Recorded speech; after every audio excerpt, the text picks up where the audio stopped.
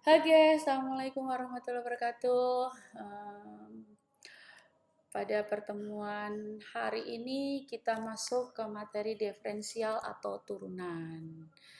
Oke, ada beberapa yang akan kita sampaikan secara singkat tentang aplikasi turunan. Aplikasi turunan ada 5. Oh ya, sebelumnya perkenalkan saya Sulistiawardini.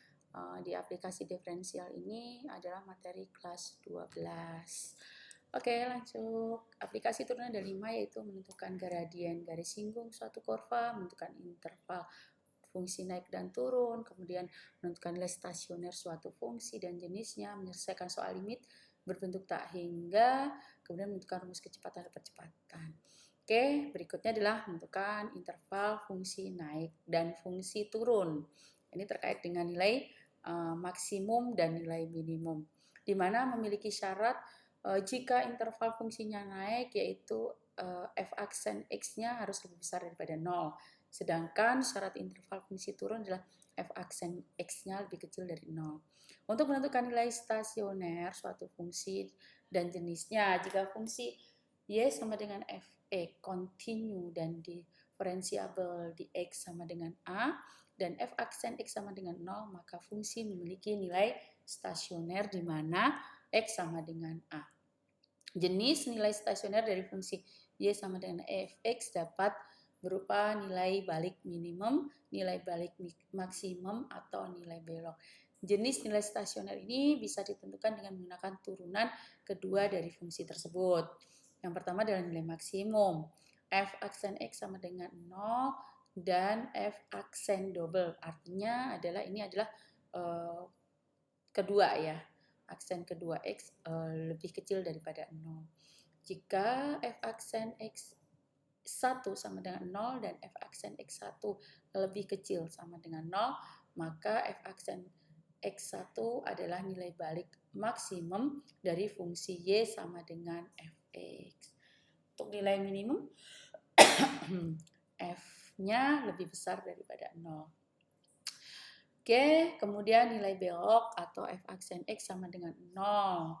Jika f aksen x1 sama dengan 0 dan f aksen 2x 1 sama dengan 0, maka bisa dipastikan bahwa nilai belok dari fungsi y sama dengan fx dan titik x1 fx adalah titik belok dari kurva y sama dengan fx tersebut.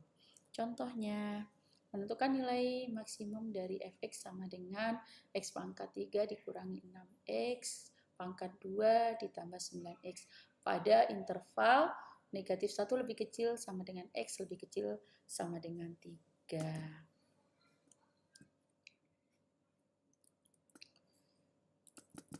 Oke, kita lanjutkan. Berikutnya adalah penyelesaiannya, pembahasannya ya. Ingat, syarat nilai fungsi fx maksimum adalah f aksen x-nya harus sama dengan 0 dan f aksen 2-nya lebih kecil daripada 0. Maka bisa kita perhatikan, x pangkat 2 dikurangi 4x ditambah 3 sama dengan 0. Turunan kedua difaktorkannya adalah x min 1 kali x min 3 atau dikurangi ya, maaf. Diulangin, x dikurang 1 kali x dikurang 3 sama dengan 0. Sehingga diperoleh di sini x1 sama dengan 1 dan x2-nya adalah 3. Maka f maksimumnya sama dengan f kali 1 diperoleh 1 pangkat 3 dikurang 6 kali 1 pangkat 2 ditambah 9 kali 1 sehingga nilai f maksimumnya adalah 4. Jadi, setelah kita mencari akar-akar dari persamaan tersebut atau mencari x1 dan x2 dari persamaan kuadrat itu, kita akan mensubstitusikannya ke dalam persamaan awal.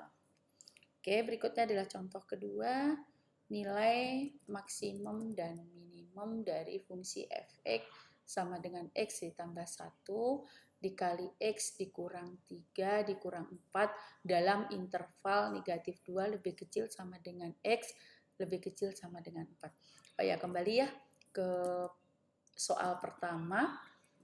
Pasti tadi ada yang bertanya sedikit, kenapa harus yang digunakan adalah 1 bukan nilai X2 sama dengan 3-nya. Karena di sana ada interval. Negatif 1 lebih kecil sama dengan X, lebih kecil sama dengan 3. Sehingga kita pakai yang nilai 1-nya.